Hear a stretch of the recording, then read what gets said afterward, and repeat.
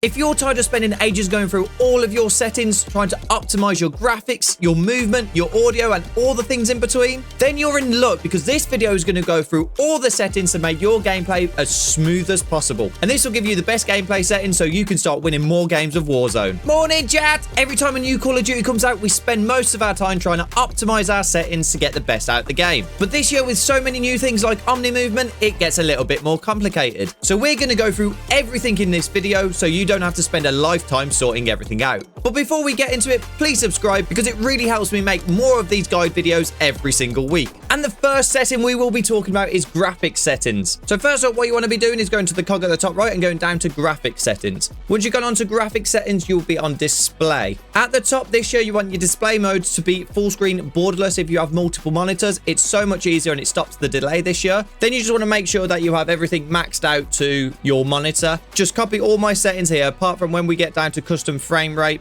So my monitor is a 240. It is overclocked, so it does go up a little bit more. So I've set it to 250. Again, just copy all of these settings. And here's the big important one. So you got high dynamic range, so HDR. It gives you what most people say is the best graphics. So as you can see, I'm setting this up as I'm doing it here. But one thing I have noticed with this, it is a massive drain on the FPS. And in certain situations, it makes the screen so dark, it's quite hard to actually see if certain people are in corners, if someone's poking their head up behind something, especially like when you go inside buildings. I'll show you the difference at a later stage. Next up, you want to go onto the quality section. As I'm scrolling down, just make sure you're copying all of these settings and I'll just point out any major ones. So upscaling and sharpening, you always want that to be on fidelity FS cast. Whether or not you're going for high FPS or not high FPS, it gives you the best visuals, and there is a way to actually get high FPS while using this without damaging your graphics too much. Now, me personally, I believe these graphics look so much better. It's so much easier to see people. You have a better flow of the game as well. And that is all because of one thing, and I will show you that in this next step now, and that is digital vibrance. So for those that don't know what it is, what you want to do is go onto NVIDIA control panel. Once you've opened up NVIDIA control panel, on the display section, there is something called adjust desktop color settings. If you scroll down on that section, there's something called digital vibrance. And what that basically does is it will be set as 50%, but you can increase it, which is basically like adding a filter, but without draining any FPS. This is what allows us to use the upscaling as fidelity FX cast without having to damage our FPS too much. And now we've gone over the graphics settings to give you the perfect optimized FPS to graphic ratio. We will now be talking about audio. For those of you that don't know, audio was absolutely bugged when Black Ops 6 went into Warzone. They addressed it straight away and did an update 2 days later. So now that this is fixed, I'm going to give you the best audio settings that you should be rocking right now. Once you're on audio, you want to make sure that your master volume is something that suits you, so anywhere between sort of 70 to 100. Then you want to make sure your gameplay music volume is down to 0. You don't want any music to be distracting you while you're playing. Then you want to go onto dialogue volume and have that as 10. Now, the reason I say this is at times they will give you some dialogue communications and you can actually use these to your advantage. So for example, if you have missed, say, like a sniper in the distance, it may shout out that there's a sniper over there. That is why you want to make sure you have it on at least 10, but you don't want it to be distracting you from closer range footsteps. And talking of footsteps, that's why we have the effects volume as 100. And once again, you want cinematic music volume down to 0. So another thing that I've been playing around with, speaker output, having it as stereo or Windows default. There is definitely a added boost if you use Windows default. Next, audio mix. Now there is a brand new audio mix for us to try, and that is called Sucker Punch. Sucker Punch, it says, gives the tightest dynamic range, which is perfect for us to be able to zone into them close range footstep audios. Then all you want to do is just make sure that you copy the rest of my settings here. The only one I would say is make sure you have reduced tinnitus sound turned off. That just helps whenever you get flashbanged or stunned, that ringing sort of sound. Hit marker preset is something I'm going to be talking about later in the video, and I'll tell you why. And then finally onto voice chat. Again, this is absolute personal preference. I don't have prop chat on because when I'm streaming, you know what people are like and they say bad things on purpose. So I have it all turned off, and then if ever I want to talk to anybody, I just make sure that they join my Discord instead. And now for PC users, I'm going to show you another advanced setting that you can be using to maximize your audio quality. And what you want to do is go down to the sound icon at the bottom right. Once you're on the sound icon, make sure you press more sound settings. Then you want to go to your headphones. Once you're on headphones, click properties. Then Then when you're on properties, you want to go across and click enhancements. You want to make sure that this has changed to loudness equalization. But wait, it doesn't stop there. Next, you want to go on to settings and make sure that you toggle it down to short. This means that you're receiving the information quicker and more instant. Now, some of you may have noticed that they have added a new feature called enhanced headphone mode. Now, what is this? Well, this is basically what they are trying to sell as a pay-to-win audio enhancing software. So if we were to turn this on and then underneath you've got the configuration, what you need to do is get your phone, download the app, and then basically set it up. And what it will do, it will basically scan your ears to give you the best audio experience. However, is it needed? Now, after watching several other clips of other people using it and then trying it for myself, I am shocked and a bit disappointed in Call of Duty adding this to the system. I don't think it's benefits at all, and it is just a bit of a scam for an extra $20. So therefore, my advice is do not use this, and especially if you've done my previous setting, you will not need it. And as I touched earlier in the video, I said I was going to be talking about hit markers. There is something called hit marker preset. Now, it's very easy to go into autopilot mode, and as a result, that makes you not very alert to all the situations going on inside the war zone. However, something I've noticed and actually spoke to a psychologist about, they said to change sounds regularly, so therefore your brain is hearing something different, allowing you to snap out of autopilot. That is the theory behind it, so this is what I've been doing ever since. So therefore, we've got two settings. We've got the default or we've got the classic, and then basically what I do every 10 games, say, I will change it from default to classic, play with that for a bit, and then I will change it back from classic back up to default. And then simply just by hearing that slight different change, I'm like, oh, okay, I'm a bit more alert. And now that we've got our graphics and we've got our audio settings sorted, we will now be going on to movement. And this year, movement is very big due to Omni movement being introduced. So therefore, you've got to make sure your settings are perfect. And I will show you that right now. So you want to go to the cog at the top right and then down to controller. Once you're on controller, you want to go across over to movement. Again, just copy all my settings I have here, but sprint assist, you want to make sure you have tactical sprint assist on. Then press show more. What you will have is sprint assist delay set as 400 for some reason. I don't know why Call of Duty have decided to add that extra delay in. You want to make sure you put that straight down to 0. Again, with the new Omni movement being here, you want to make sure that sprint assist sideways and backwards is on. Then onto mantle assist. I've tried this several times on and off. I don't know why in this Call of Duty it just seems that the mantle assist just doesn't work properly. You just climb up on everything and anything. So therefore, I've decided to turn it off. Crouch assist is also off, and you want corner slice off as well. Slide dive behavior. Now, this is the most important one. As I've touched upon before, it's very good to use slide only. That's because it stops any sort of delay if you are going from a dive to a slide, vice versa. However, Call of Duty have now got rid of that delay, and therefore with Omni movement, hybrid is a must, an absolute must. You must be using it. It does take a while to get used to, but once you've mastered it, you will be getting so many more kills. Again, you just want to make sure that you copy these settings, and the only one I will talk about is slide maintains sprint. Just make sure you have that on, because say if you've got auto attack sprint on and you're sprinting as you go into a slide, you want to continue your sprint once you go out of the slide, and that's exactly what this setting does. And then for Warzone, one thing you do want to do as well is make sure you got parachute automatic behavior off. So this is where it pulls the all parachute 15 meters above the ground. You no longer want to do that because you are at a disadvantage basically compared to the enemy who has it off. Because if they've landed, collected a gun, and you're still just holding your parachute, massive disadvantage. There's your first death already. Then you want to go onto movement advanced settings. Once you're on movement advanced settings, again, just copy what I've got here. The main one here is making sure that you've got sprinting door bash on. So this means if you're running away from an enemy and you're trying to regather and replay, at least when you're at a door, you're not waiting at the door and it won't just stop you dead at it. You don't need to open it. It will just automatically bash you through it. And the only other main thing that I want to be talking about in regards to movement, you want to go across onto combat, and then you want to go down to combat advanced settings. Now, a lot of people were feeling that the game felt very, very sluggish, and we finally found out why. There's two things. You want to make sure that on multiplayer that you have prioritized reload. However, if you're playing Warzone, make sure you have prioritized interact. This means when you're looting, it just maximizes the speed of being able to pick up a gun, get it ready, get into battle. And the next thing I want to be talking about is the one underneath, which is sprint cancels reload. Basically, what this means is, let's say you're in a battle and you need to reload your gun, so you start running away. It will actually stop you reloading every time you go press forward and sprint. So if you turn that off, you are able to reload while sprinting, and you don't need gun code perk for it. And next up, we will be talking about specific types of movement that you can improve your gameplay, allowing you to get more kills, winning them 1v1s and potentially 1v4s. So in this section, there are 3 things I want to be talking about. One is called a G-slide, one is the backwards G-slide, and then one is snaking. All 3 of these, if you can put them together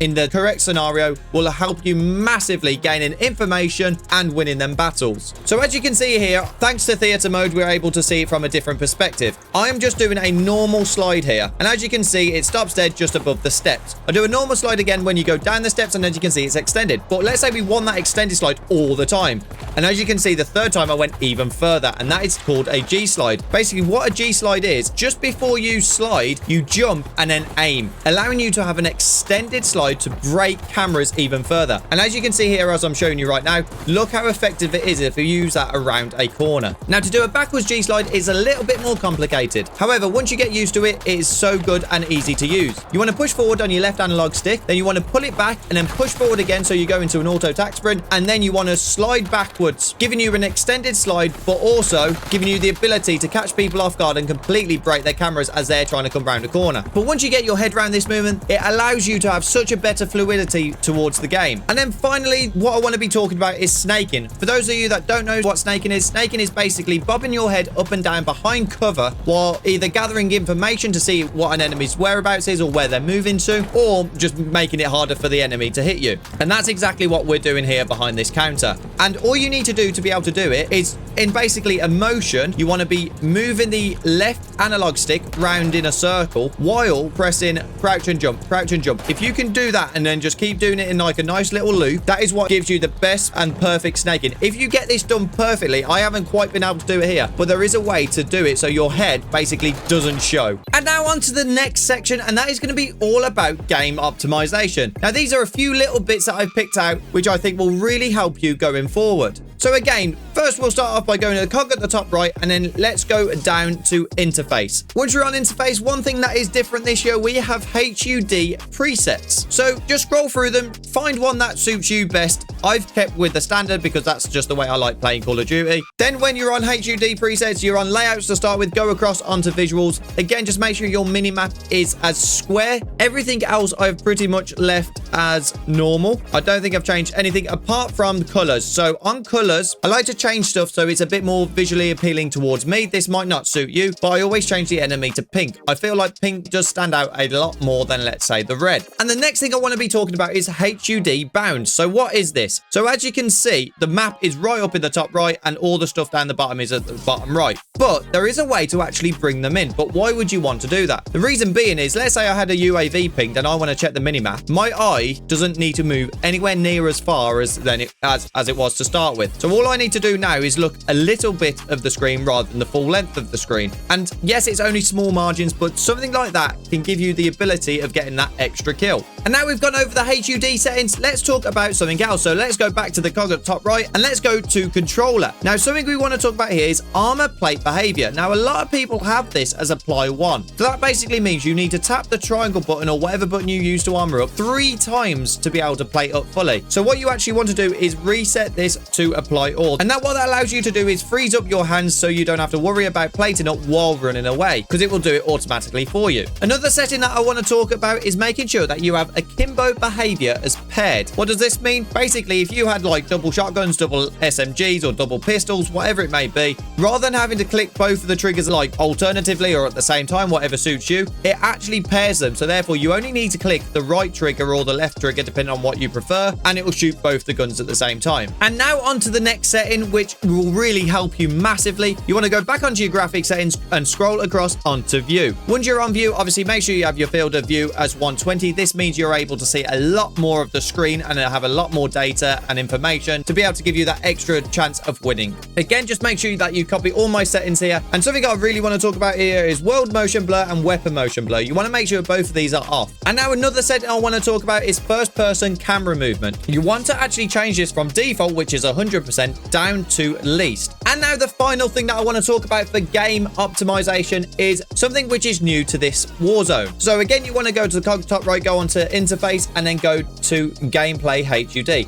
scroll down to where you see crosshairs. Now this year you can actually change your crosshairs from the classic, well, you can turn it off completely or have it as a single dot. Now what we have changed it to is to have it as a center dot. And if you press show more, this year it actually gives you the option to be able to change the size of that center dot. But not only that, you're able to now change the color. So as you can see, the dot is so much easier to see and it's so much cleaner and you haven't got all the stuff going on around it. But if you are able to change the color, which obviously choose one that suits you, but I have gone for green because look at that, it just stands out so much easier. And now on to the final thing we will be talking about, and that is controller settings and what controller we're using and why we do this. So first up, you want to go onto the cog at the top right again. You want to scroll down to controller and go across to aiming. Now before we go any further, I will let you know there are two controllers of choice that I will recommend. One is a PS5 Edge controller, which I have here, and the other one is a Scuff controller, which I have here. Now the Scuff controller has 4 back buttons. The PS5 Edge controller has 2 back buttons. I feel like you're at a massive disadvantage if you are using a controller that doesn't have back buttons these days, especially with the update of Omni movement. You need to be keeping up with being able to move and aim both at the same time, and back buttons allow you to do that. However, there are some people that I know play claw, which blows my mind, but fair play to you. But in regards to settings, let's go through what I have done. So for those that don't know, for 15 years of me playing Call of Duty, I have been a 20/20 sensitivity player. In the last 6 months, I have basically dropped that down to between 6 and 8 to be a bit more competitive, as many people advised me to do this. And at them longer range battles in Warzone, Resurgence, whatever it may be, it helped massively. Again, I'm just going to scroll down and make sure you copy all my settings. One thing I do want to talk about is make sure you've got controller vibration off. You just don't want anything to affect your aim while you're in battle to put you off, and vibration does do that, so make sure you turn it off. One thing I have changed recently is change trigger effect to full haptics. Since I've been doing this, it just feels a little bit snappier when you're aiming and when you're shooting. And now the main one that will change your aiming settings the most, and that is dead zone. So for those that don't know, dead zone is basically the wear and tear of a controller over time. You can increase your dead zone, so therefore you don't need to get a new controller. However, one thing I have noticed, you want to make sure that you do this one thing, and that is make sure that your left stick max is lowered by quite a bit. So I have lowered it from 99 all the way down to 60. The reason behind this is because of auto tac sprint. What you want to be doing is when you move your analog stick forward, you don't want to be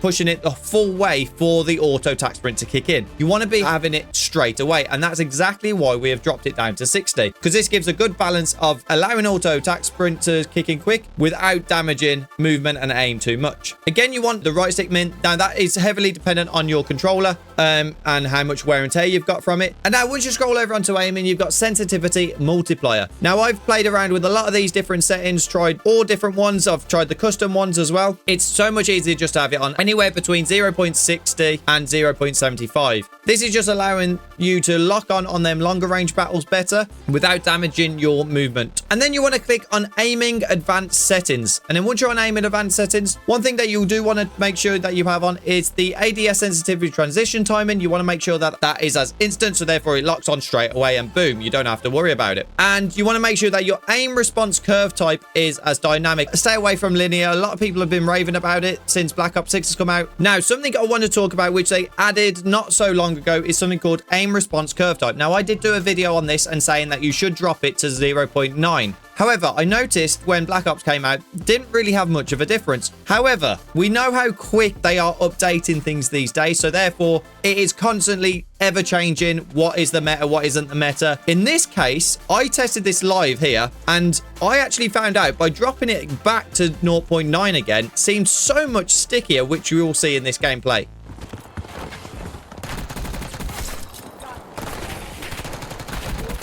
So now we have got our perfect settings for our graphics. We've got the perfect settings for audio. We've got the perfect settings for movement. We've got all our HUD gameplay and interface all perfect. And we have our controller settings perfect. There's a little tip that I want to show you in regards to getting your aiming perfect too. And all you need to do with any gun that you use, go into the firing range. All you want to do is press down on the D-pad twice. And what that does, it'll give you a dummy if you press it once. And then it'll give you this metal sheet if you press it twice. As you can see, as I'm using this GPR, I've let go of of the controller completely apart from shooting it, and it has vertical recoil. Now we know this information, all we need to do with the right analog stick is aim down while shooting. And it is that easy. Right there in front of your eyes, my recoil has gone from being an absolute bot to a pro. And after all these changes, you now have Warzone running nice and smooth. And not only that, you'll have the game set up in a way to be optimized to start getting you more wins. If any of these setting changes have helped you, then please drop a subscribe, and I'll see you in the next video.